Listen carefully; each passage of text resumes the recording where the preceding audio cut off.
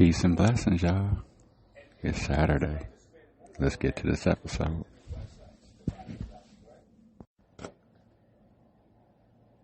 For the protection.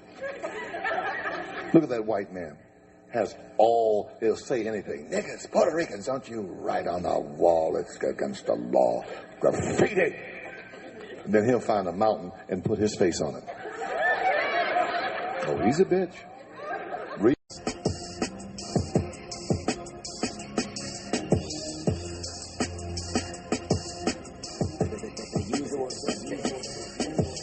Shit is like a zoo, yeah, all my niggas are animals. Heard you said you hot, my niggas thinking you flammable. Heard you got shooters, but fucking yeah, we can handle you. You should get a shoot in the box and get some candles too. We gon' tap the shit on your fridge just like a vandal do. Powder playing juicy from Biggie rockin' a flannel too. Panoramic roof got a shooter wearing a Santa suit. Put a 13 in the beach roll with kilos. G-money tendencies never was you and Nino. Thinking much bigger and different now. Where you been around ain't the same place that you live around. Are you being vicious or are you being submissive now? Like how the money look, I don't like how the prison sound. Couple niggas hear me, a couple niggas can feel me now. Give a fuck if they didn't know. All I know is stay on the ground, this money flipping, bro. Shit is like a zoo, yeah, all my niggas are animals. Lyrically, all my niggas is cannibals. You said you hot, my niggas thinking you flammable. Check it. Peace and blessings, y'all. It is Saturday.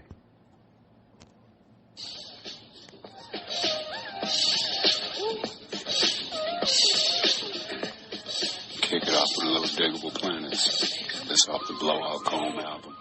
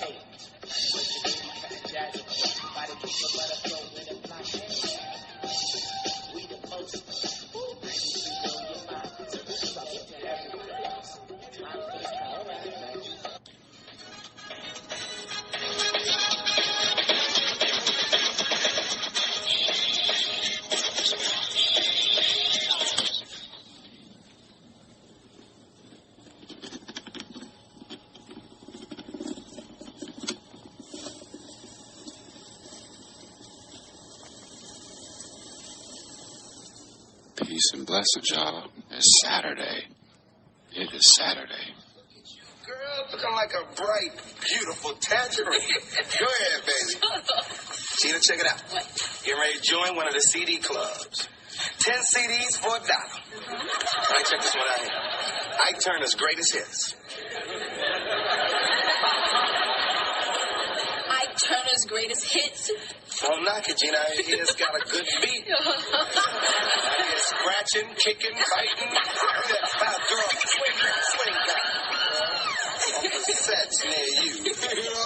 Gina, you know what, baby? It don't even matter which one of these I get. Because they all going to sound fly on my new CD player. It's April 5th, y'all. Saturday, April 5th. And this is DVJ and Michelle. And this is the Cold World Podcast, y'all. Yeah. I'll just kick it off with a little Martin right there. That's still one of my favorite TV shows, you know what I'm saying, to watch. That, Different Strokes, Land of the Lost, Courtship of Eddie's Father. Man. So many great shows. Brady Bunch, I used to love Brady Bunch a lot. Good Times, What's Happening. Those are some of my favorites. Alright, y'all, I'm about to pour me a cup of cafe. And then I'm about to run and get some quarters and stuff so I can get an early start on these clothes. We got a lot of clothes to wash.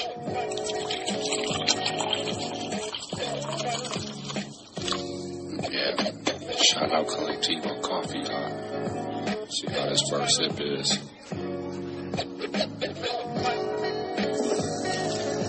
Ooh, that's good. That's good. All right, y'all. Enjoy today's episode. Do something good for somebody. Protect your peace. You know what I mean?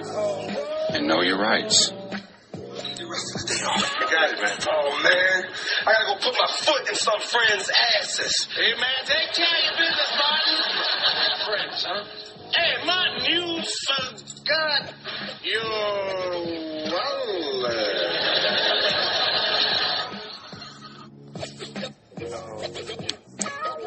Hey, Pam Bondi and the Trump administration and all, you know what I mean? You guys are out here bogusly sending people out the country and all that kind of stuff. And you know what I kind of link it to? Because the judge is like, yo, if y'all ain't got nothing to hide, like, you know, all of us are saying that, like with that Aliens Act shit that they're trying to do and how they deported all them people to El Salvador prison and all that. That's what I'm talking about. Yesterday and the day before that, Pam Bondi was up there in front of that microphone and that podium talking crazy. She was talking crazy. Like, she was just like, you know what I mean? Basically telling people this and that. If you don't do this, that. I mean, she was just up there just, you know what I mean? On some mean bullshit, like threatening mode, like it felt like. And then today, I noticed her little tone has changed. She looks a little more nervous, talking a little more cautiously, saying that she doesn't believe that there's any wrongdoing and all this stuff. See, here, I'm going to tell y'all, because, I mean, obviously, I wasn't on that plane. I don't know exactly what was, like, you know what I'm saying, all the super in and outs.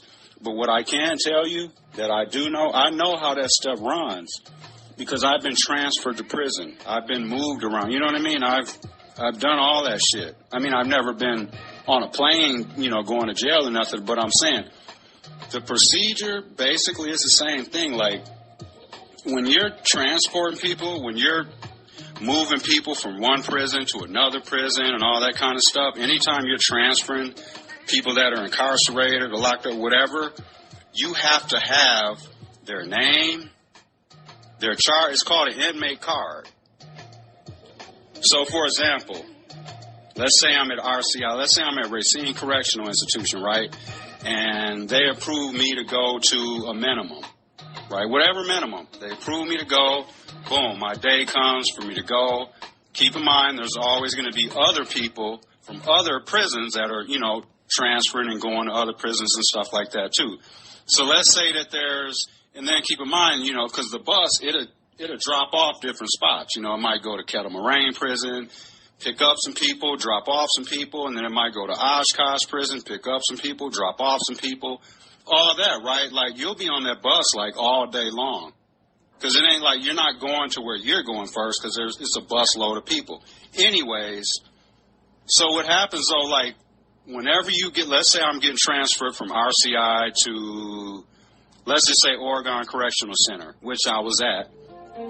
So let's say the transfer day comes up, it's time for me to go, boom. Before I leave that institute and before I get on that bus, there's going to be a corrections officer standing right outside the thing before I walk on that bus because they have to make sure that it's me, not somebody else. They're going to have a card of me with my picture on it. And that's one of the reasons why Donald Trump was supposed to get a booking photo. Because all that you need that. It's a security issue. You know, if someone goes on a run or something, you're out on probation or parole, and you go out on a run, and you know what I mean, you abscond or whatever. Authorities need to have a picture of you so they know who they're looking for. So that's why I thought that was bullshit that Trump didn't have to have a booking photo. Anyways, but that's what happened. Before you step on that bus, they have your inmate card right there with your picture on it. They look at you. They tell you they say, what's your name? You tell them your name. You got to read your inmate number. Mine's 256. I'm not going to read the last 3 digits. You read that, they look at you, and then you get on the bus. That's how everything has to be, you know, tactical and like, you know what I mean? You got to make sure that the right people are leaving the prison, the right people are coming in. You got to make sure you have if there's 35 people on the bus, you got to make sure that you have 35 people. You got to know who's going where. That's all security. That's all security. Same thing with that plane. I know it's a different vessel, but still, everyone that was going to that prison, they were supposed to be, before they got on that plane, they were all supposed to have their cards there, and there's supposed to be someone or whoever, how many people, looking at their face, asking them their name, you know what I'm saying, making sure that is who getting on that plane. They're supposed to know all of that stuff. They know their charges. They know all that shit. It's all on your MA card. What you're in there for, your name, your birthday. The only thing it don't have on there is your social security number, basically. They have all of that shit on there.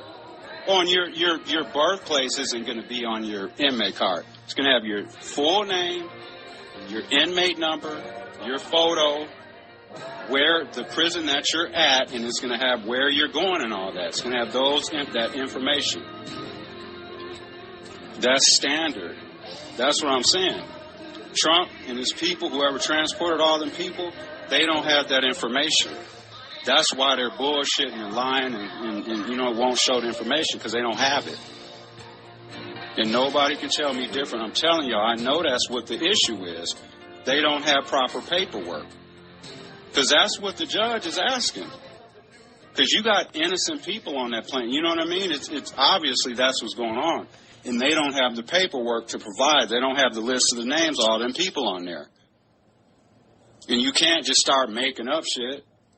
That's because they were rounding people up and just throwing them on there. That's because they want to get them numbers up so they can say, look, we did what we said we're going to do. We kicked all these people out the country. So that's what that is. That's why that judge ain't letting this shit go, because he knows that that's what the issue is. I'm guaranteeing, I'm about 90% sure that's what the main issue with. Well, not the main, also the fact that are you moving them illegally too? Illegally, that's another issue. But I'm saying the reason that they can't provide that judge the paperwork, because they don't have a list of names. They don't have a full list of names on there. And here's the other thing.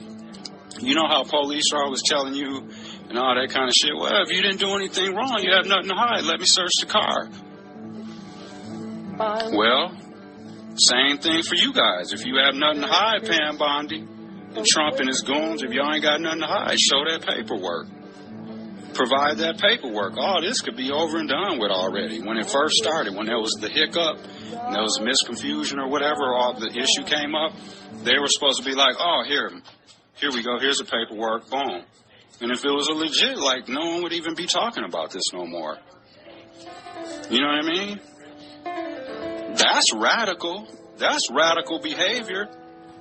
What they're doing, that's more radical than a Democrat asking why they lost their job at HHS. And y'all heard the video clip I played. Dude asked that congressman from Indiana, the guy that lost his job, he asked that congressman pretty nicely. I played the clip. Y'all heard it. He asked him pretty decently. He didn't have really no attitude when he was asking him, nothing like that. And that white man got offended that dude was asking him about his job. That's crazy. So, but here's the other thing, too. Like, when the weekend comes, because I believe Congress and all that stuff, they're about to all go home and stuff for the weekend. They were saying something about that, but it made me think, what's going to happen when all these people are out of session and stuff like that, and they go home to their, I'm saying, these Republicans, and they go home and they're around their families, because a lot of times they're not at home with their families. They're in Washington and shit. So when these Republican MAGAs, they go back home to their families, and their families start bitching and complaining to them inside them four walls, when their 22, 23-year-old daughter comes up and then Dad, my school loans, Dad, my job, Dad, this, Dad, that. And then he's going to be like, oh, well, I can't, well, Trump's in control, my hands are tied. That's what they're going to be telling their people. But here's my thing, and this is going to be so fun to see, because like I said, everything is temporary. Everything is. Everything. Life is temporary. It's just something that's longer. But everything is temporary. So that, Trump ain't going to be a thing. He's got, 3.5 years left or 3 years, whatever it is.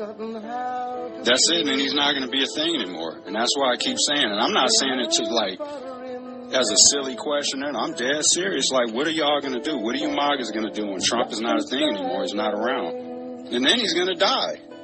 His heart's going to stop beating one day. He's 80 years old, so it's not like he's going to be alive probably even 10 years from now. So whose ass are you guys going to kiss now? Because people are like, oh, they're prepping J.D. Vance. J.D. Vance don't hit like Trump does for them. You see what I mean? So what are you guys going to do? What are you guys going to do? I'm going to love to see their little shit fall apart, and that's going to be so fun. And to be honest with you, I don't think Trump's going to make it through this whole term. I don't think something's going to happen. I can see an impeachment coming, which he doesn't want to have happen. So if he don't want that to happen, he's going to have to start firing people. You know what I mean? Yeah, it's just one big gang up in there, a white gang. Can't blame nothing on black and brown people. There ain't none of them up in his cabinet. Where's Byron Donaldson and Tim Scott and all them where are all them at? Where are y'all at? Uncle Tom's and shit. Shucking and jiving. Kissing his ass, and then he didn't even give y'all a cabinet spot. That's crazy. All right, y'all, back to this episode. Stocks tumble again as China slaps the U.S. with 34% tariffs. Let's listen, y'all. This is Robert Reich. He was a former Clinton labor secretary from 93 to 97. He's hollering at Wood Blitzer. Situation room. We're on the road to both inflation and recession.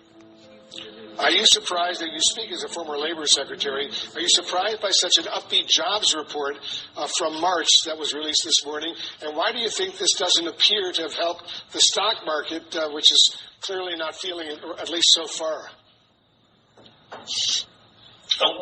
Both because the jobs report is looking backward. It's looking at what happened in March. The markets, particularly the stock market, is looking forward. It's looking at what is likely to be in the future. And the stock market and bond markets are all saying, you better hide because things are going to get much, much, much worse. The White House insists that all of this economic uncertainty is simply part of the temporary, their suggestion, temporary cost to revive manufacturing jobs here in the United States. Does that argument hold up when U.S. goods are now burdened with a massive tariff from such a critical trade ally like China, which, at least until now, used to buy a lot of American products, especially agricultural products? Look at the agricultural sector in the United States for a moment. I mean, the farmers were burdened in a very, very major way in the first Trump term. They're going to be burdened much more. In agriculture, we're going to see the entire Midwest in very dire straits, I'm afraid. I would not be surprised if this is Trump's downfall. Either him or a bunch of his people are about to go. That's what I'm going to predict. I'll probably end up being wrong because, I mean, he's, all the times that all the cases and all the liking dudes never went to jail. I want him to go to jail. I want him to experience prison. Because that's crazy. Just think about that, all that time that I had to do.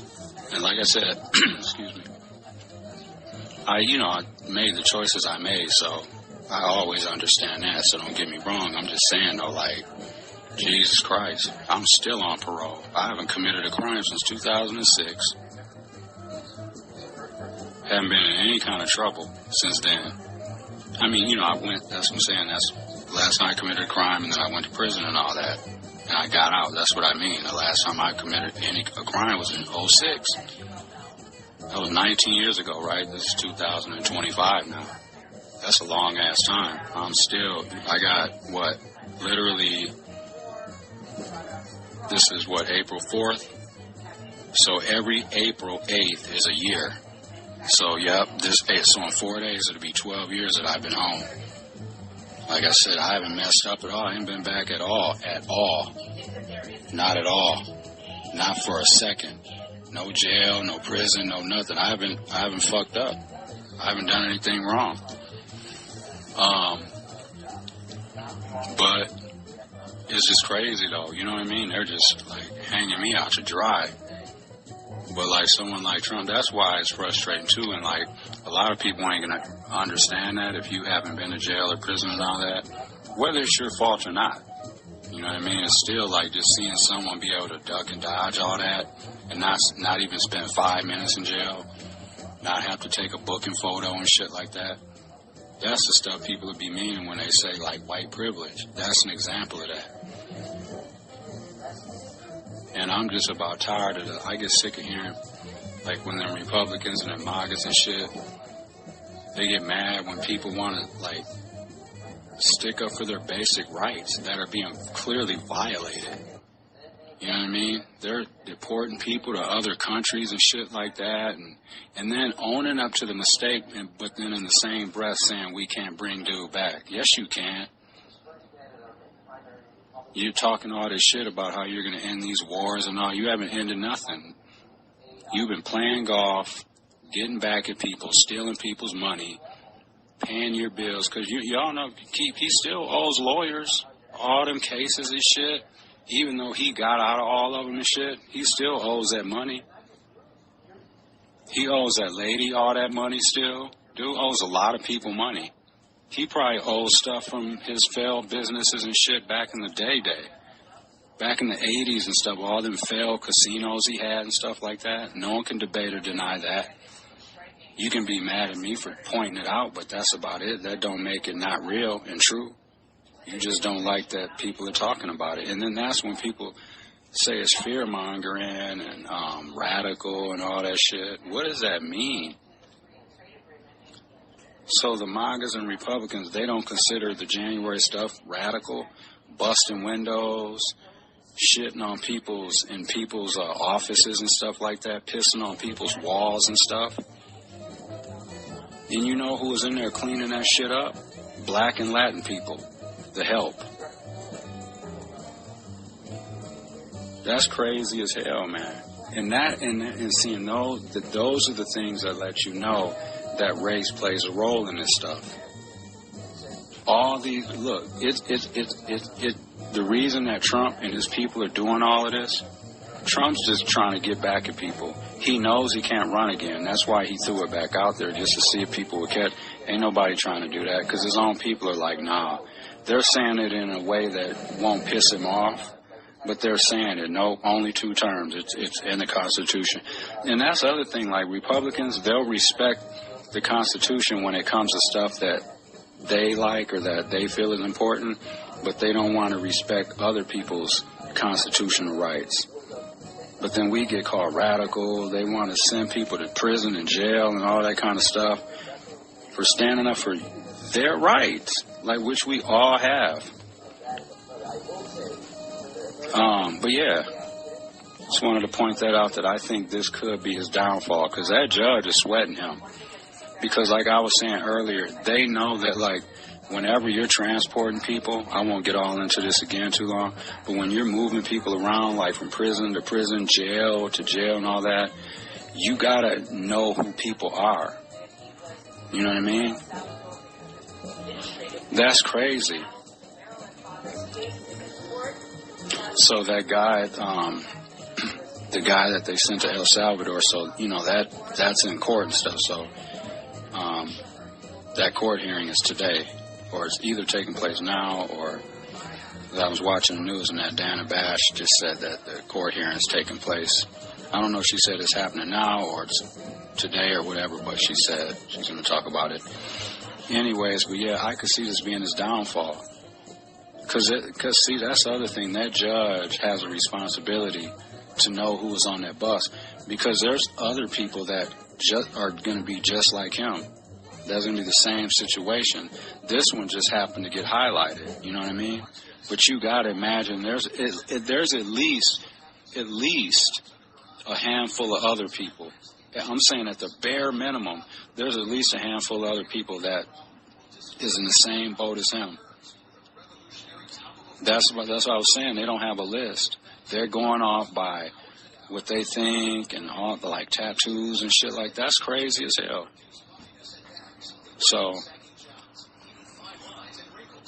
but I think because like I said, that judge has a responsibility to know who those people are, because he could lose his job over that because he's not doing his job, and he knows that.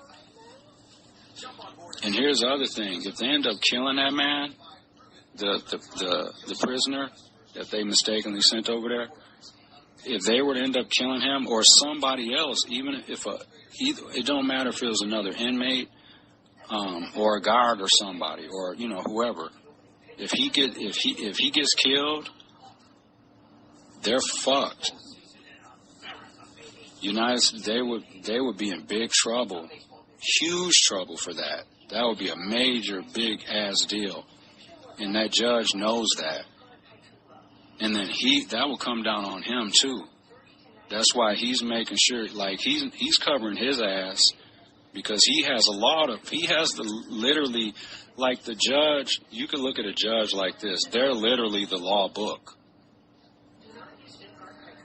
They have to follow all of that. Like, do judges talk slick and say bullshit? Like sometimes when they're sentencing you, they'll be talking crazy to you sometimes. It's just like, you'll be thinking ahead, man, can you just give me the time, dude? Like, you don't need to be adding all this extra shit. But other than that kind of stuff, they follow the law. Because there's times when a judge might want to give you more time than they actually statutorily can. Because there's a thing they have to go by. It's called a sentence structure. I know that because when I was going back and forth to court and all that, and like when your lawyer's about to tell you like what the DA's recommending, like as far as how much time they want to give you and all that kind of stuff, I've literally seen the paper.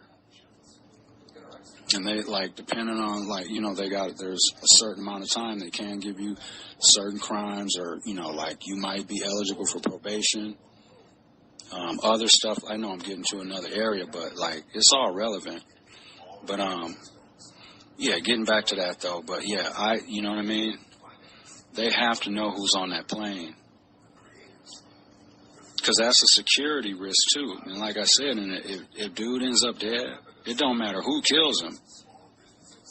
Even, like, I don't know all about that, but, like, I wonder if, like, he were to commit suicide, like, if the United States could still be liable. Because he ain't supposed to be there. So I don't know, it's just my personal assumption. I would assume he'd probably have a case for that, his family. Because he ain't supposed to be there. And they said that they made a mistake, but we can't clear it up. That's the same thing, and y'all can go look this up. When Trump, before he left office last time, because a lot of times, like when presidents end their presidency and stuff like that, when they're about to leave, they do a lot of pardoning, and like sometimes they'll be executing people and shit like that, death row people. But a lot of time they'll be like giving people pardons and stuff like that or whatever, just on their way out. But Trump was executing people. Don't quote me, I don't remember the exact amount, but I know it was at least 10, 11, 12, maybe more than that.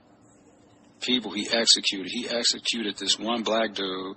I don't remember all the specifics, but he executed him, right? And it came to find out, I believe he was either innocent or the family or something like that. It was a situation where, like, they should have stopped the execution, right? And they had called Trump and told him that, and Trump was like, oh, well, I feel bad or whatever, but the family of the deceased is already on their way up to the prison to view the execution. I'm not bullshitting. I'm not exaggerating. Go look it up. Like I said, I'm not going to get all into specific details because I don't want to be but I know it was a black dude, and I know that it was either he was innocent of the stuff, or it was something about him being like recommended for a stay or something, and Trump didn't want to.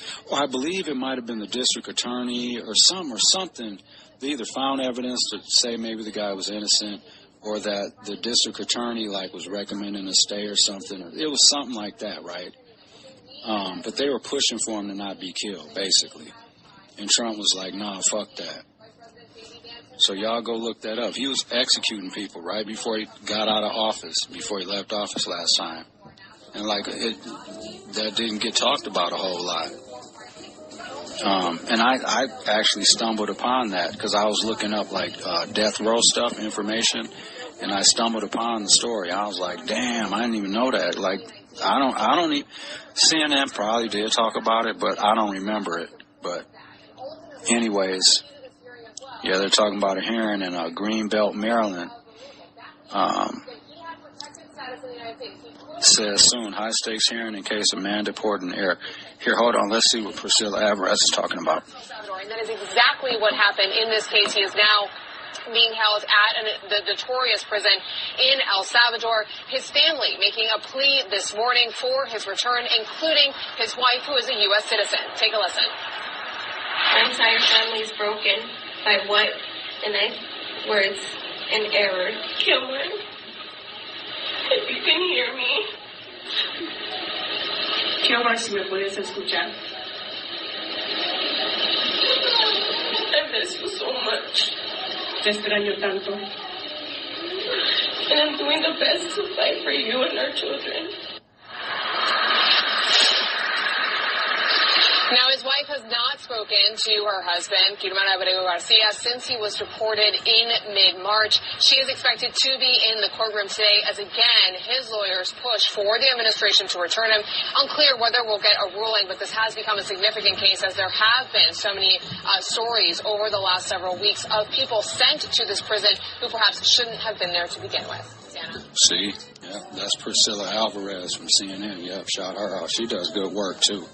Yep. All right, y'all. Let's get back to the episode. And enjoy the rest of your weekend, you know what I mean? If you're listening to this and it's the weekend or whatever, I hope you're enjoying it. And thanks for listening, and be safe and enjoy whatever it is you're doing.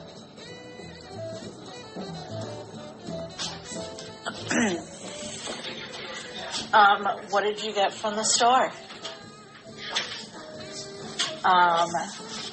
Let's see. Doing a data. We got steakums. Oh, we do have chicken nugs. Make some steakums right now. Oh, with the pita bread. Yes. What? Yes. And the Havarti cheese. What? Yes, hell yeah. Okay, that sounds exciting. That sounds exciting. What else did you get? Pita bread. Oh, I got manwich. Tell the people. Oh, I got Cap'n Crunch, the big ass 40-ounce bag. Oh, these are the best tortilla chips right now. Yeah. La Cocina de Josefina. These are good as hell. Okay. And then we hit them with the Ortega taco seasoning. Taco seasoning. Cheesy burger macaroni. Mm-hmm. Chef Boyardee. We got the El Paso red enchilada sauce. Mm-hmm. We got manwich, Doritos. Ooh. The rices, yellow and Mexican. Mm-hmm. No, they say it's no fat. Until you put a bunch of butter in it. For real. Oh, we got the au gratin potatoes. Love those. This bag of Cap'n Crunch is huge, ain't it? Very large. This is a 40-ounce bag. 40-ounce bag with the zipper for the freshness. These are good just eating them just as like finger food. Yes, sometimes I'll put them in a cup when late at night. Mm-hmm. Oh, hell yeah. And then I just eat them in bed. Yeah, because I don't know, have they had the Cap'n Crunch I mean, this is name brand. This is the Captain Crunch, not the... I haven't seen just the original Captain Crunch in the bags. Oh. Have you? I've seen like the Colossal Berry and all that, the mix. But I haven't seen just the original Captain Crunch in the bags by itself. I have one in my hand. Unless I just been overlooking it. This is a 40-ounce bag. Oh, we could make an apple pie. We could. We should make an apple pie. Michelle's making her drink.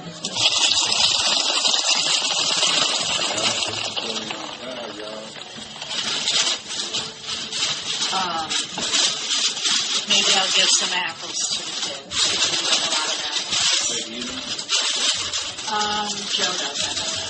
Oh, we got the Skippy Super Chunky.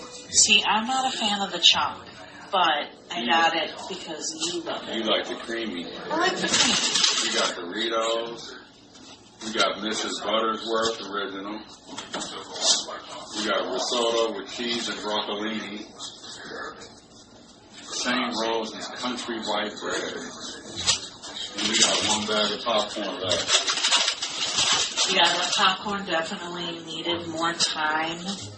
I did it said 1.5 to 2.5 minutes, so I put it at 2.5 minutes, and then you listen for no more popping, right? Mm-hmm. And so it kind of stopped, and I'm like, okay, I better pull it out because I don't want it to burn. Mm-hmm. Nothing worse than the smell of burnt popcorn. Right? Yeah. And so I put it, and then I poured it into a container, and like it was half kernels. I was so disappointed. I usually do popcorn like in about 3 minutes. Yeah, it just needed probably like 30, 45 more seconds. You know why though? Because a lot of those cooking instructions. It depends on the wattage. It'll be white people's time. No, it actually just depends on the wattage of the microwave. And this is a small microwave, so it probably is a lower wattage. Oh, you know, that is not white people cook time. I thought, because like a lot of times white people undercook stuff, so they probably cook their popcorn at like 2:30. But nobody likes... We cook ours at like 3 because we want all the kernels to be done. So, I think white people do too. I think they want the kernels. They want the most for their money. They want all the kernels to be in charge of everything. Oh. Good one. Thank you. That was good. Good one. All right, y'all. We're going to get these steakums going. Steakums, y'all. Y'all remember them steakums? I know my big bro, if he's listening, we used to keep steakums in the freezer. Us too. Man, they sweet. Man, we always have steakums. Whoa. You really don't... What does the box say? 6 steaks or something? Yeah, 6 steaks. This is 2. You're lucky to get 2 sandwiches. I mean, one could eat all. For sure. Should I make all of these? I would, because they're going to shrink. Yes. And I think the last time we made them, we just like chopped them up. Mm-hmm. So yeah, those only take a few. Well, they do actually take a few minutes. We don't, as long as we don't cook them 1 minute. High. 1 minute. And then you turn them over. See, that's okay. I'm not going to make the ratio. Well, tonight. they're paper thin. They are paper thin. They're so good, though. And then we're using the pita. The classic white pita breads or whatever these are. Yeah.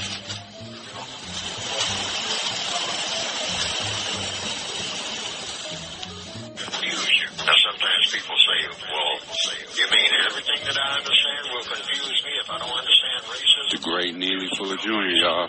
About a 4-minute clip. And religious motivating force among the people of the planet. He's talking about, oh, by the way, I'm just running ahead to get some cigarettes and some change so I can wash clothes. If y'all hear me rustling around and stuff, you know what I mean? That's my keys. Y'all just probably heard the door shut and stuff. So I got this video clip, though, that I'm playing. This is from the great Neely Fuller Jr., rest in peace. This one's, you know, talking about us being in the battlefield, you know what I mean, against, you know, our common enemy, y'all. Like, we're our own worst enemies. Like, we know that, you know what I mean? Because you kind of make, hinder your life, you know, by the choices we make and all that. I get that, right? We all get that. Like, life's about choices. But I'm saying, our next main enemy is the white supremacist. They're our main true enemy. Other than us getting in the way of ourselves and, you know, decisions and all that, what we talk about. But other than that, our true common enemy is white supremacists. White supremacy. And that goes into a lot of areas, you know what I mean? And Neely Fuller Jr. here is just talking about how us as black and brown people and even the good white people, like, we're in a battle against them, you know? And them is like the Trumpers, you know what I mean? It's like this constant battle and stuff. And that's basically what he's talking about. But he can explain it way better than me. All right, y'all. In all 9 areas of activity, economics, education. This stuff is so damn accurate, y'all. What's going on? Just listen to what he's saying and then just think about what's going on in today's world. He's so accurate with this. Minute by minute might be doing or engaged in any time of day or night, anywhere on the planet. Don't do anything, first of all, to attract the attention. You have to be like a soldier on a battlefield. If you're a soldier on a battlefield, because that's where you are. We are all on a battlefield. We are on a battlefield. We're not in La-La Land. This is not Oz. This is not Shangri-La. We are on a battlefield. And when you look up and you see anybody who might be a suspected race soldier, even 6 blocks away, have your antenna up to not attract attention, just like you would on the battlefield. You're wearing a uniform. The uniform is your black skin. And you're not going to attract the attention of a sniper. I mean, you know, there's an enemy soldier over there in the bushes somewhere waiting on somebody like you to come along. Look at it just that way. Don't do anything to attract attention, because that sniper's going to do what a sniper does. If anybody's been in the Army or seen movies about the Army, a sniper does what a sniper does. He takes your head off. Yes. No question. So you got to think like that. You are walking down the street with your black skin, you might attract the attention of a sniper. Yes. Think that way. 24/7. All your life. Hey, starting a podcast from your phone is easier than ever. Let me show you how.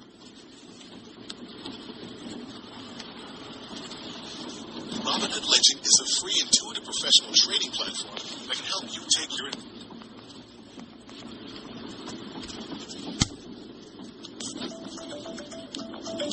Cold World Podcast.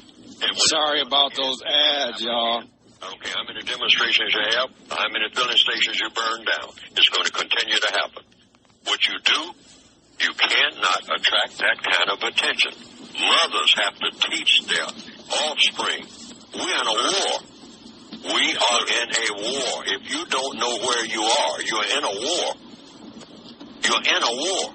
Anybody spotted with a gun in a war is subject to die instantly, or with anything that looks like a gun. Period. Christmas morning, I mean, you got cap guns and whatnot under the Christmas tree. You go outside with one of those guns and whatnot, you're subject to die. Every mother has to understand that. Every father. Otherwise, you're just going to keep crying over these funerals. You have to understand the kind of world you're in. You can't be nonchalant about that. You're not in Oz. You're in a hostile world. You're surrounded by hostility. You always wake up every morning knowing that you're in a war. That's the first order of business. We're not in peacetime. There's no such thing as that. We're in the middle of a war that never has been stopped. There's no such thing as peace being declared. People declare peace, but I'm talking about in a functional sense. Yes, sir. In reality, ever since the beginning of white supremacy, which is what I call the war, that's the only war that really counts. That's the war, that's the umbrella war of the entire planet. It's never stopped since the day that it was established. And everything that happens in a war is just a battle. And so the battles, the different battles are going on in different fronts. I mean, Ferguson and this and that, but you're surrounded by hostility. You always wake up every morning knowing that you're in a war. That's the first order of business. We're not in peacetime. There's no such thing as that.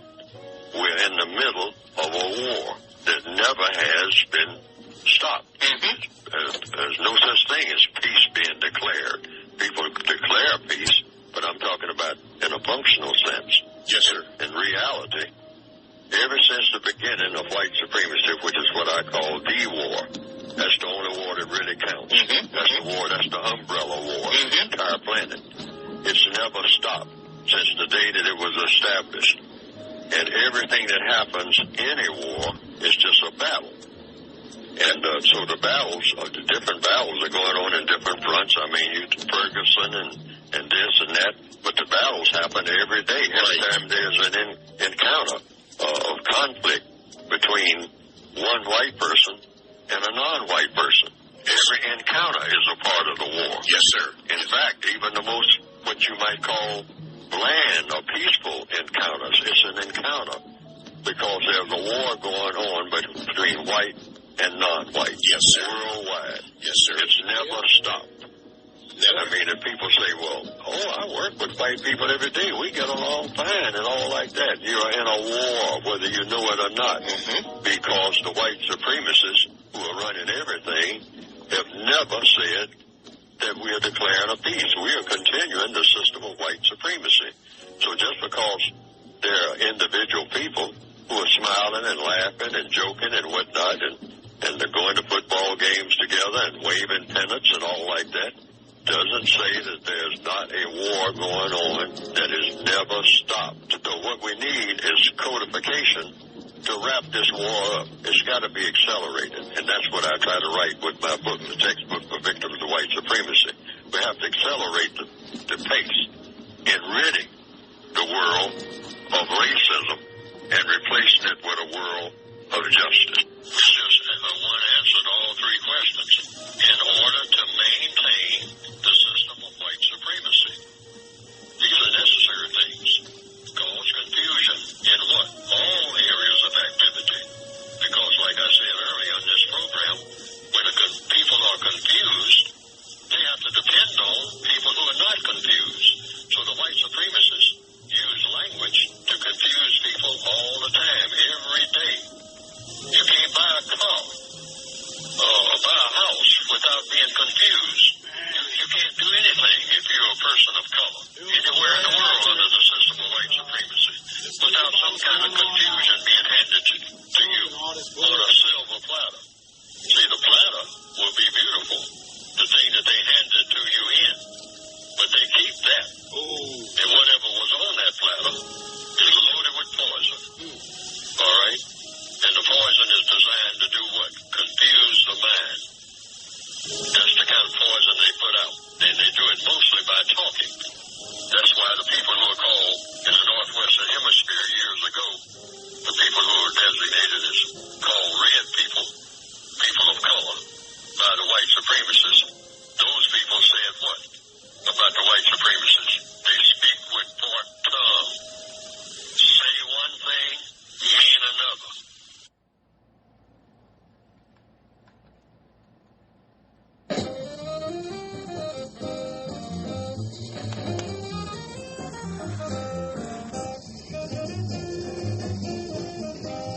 Enjoy the John Coltrane. I'm going to let it roll out for about a minute.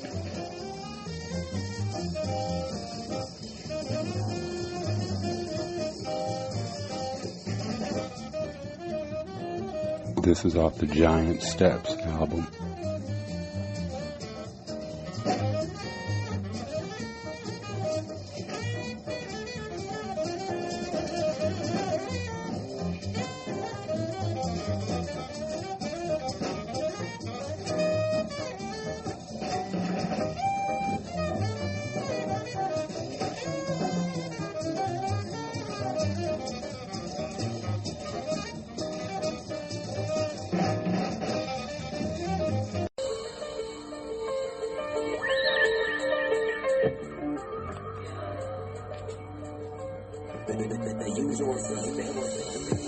Niggas is dropping, but I doubt that they dropping heat. Niggas is popping, but I doubt that they popping heat. Yeah, I'm in the legal shit, but I pop up on the street, right next to the goons. God bless the deceased. Have you ever seen brain ladder next to your feet? Then stand in the hood, right next to the creeps. Watch it pop on the spot up, less than a week. So I told my little homie, know that all that shit is weak. Rather make a ton of money, watch all them niggas weep. Nightmares from the past, pull the shotty in my sleep. Asking myself, who could I trust? Be a player like Kobe or owner like Jerry Buss.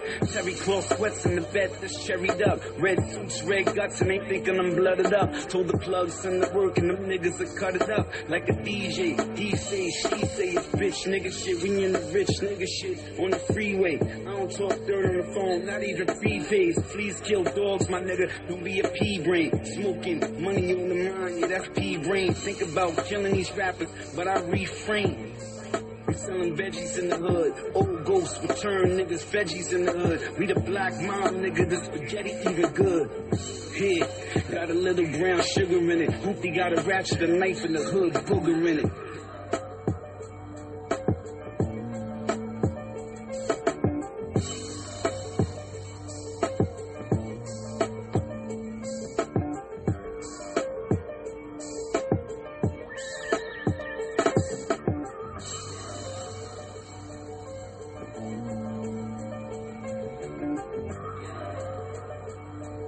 Music interlude, y'all. It's SP the Ghost, what you a.k.a. think I pray for? Shit I gotta pay for. Homie got cocaine sitting on the 8th floor. Other homie got the ratchet, wanna take your face off. Told them niggas chill, but I think they cut their brakes off. They ride, I ride, that's how it is, homie. Ghost a short nigga, but I'm still a big homie. I go to wig, homie. They gon' call the pigs on me. Have me sitting in the yard, frolicked up with shivs on me.